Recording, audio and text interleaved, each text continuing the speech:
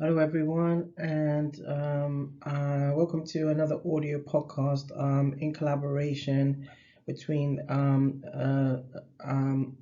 in collaboration with the Renal Patient Support Group, the RPSG, and in line with ZtormLabostix and another ZtormLabostix production. This is an audio podcast on the next series around the Ztorm focus, or v.2, and this is about the Shientist on call, and this audio podcast will be about service evaluation for young people in chronic kidney disease, or CKD.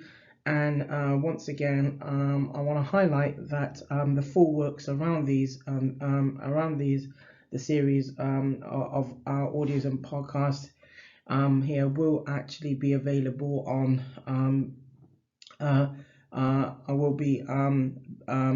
can be accessed through the Renal Patient Support Group, so the full works can be accessed there. I'm going to just give an overview or an abstract based on this particular audio podcast around service evaluation for young people in CKD. So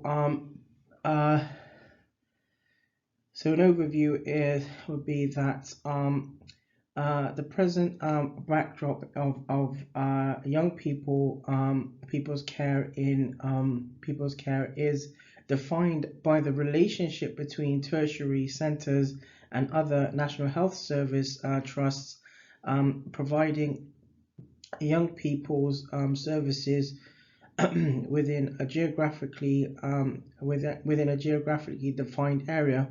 A British Association for Pediatric Nephrology survey undertaken back in retrospectively in 2009 of tertiary centers and general pediatricians identified that the 13 tertiary centers that are based in the UK that provide and offer nephrology services for children and young people with chronic kidney disease or going into chronic kidney disease received over two wherein there are over a certain percentage of patients coming into those centers. Each center was linked to between 7 to 20 hospitals, and that's understanding that's come out of the Royal College of Pediatricians and Child Health, or RCPCH. And understanding around that was published around 2011.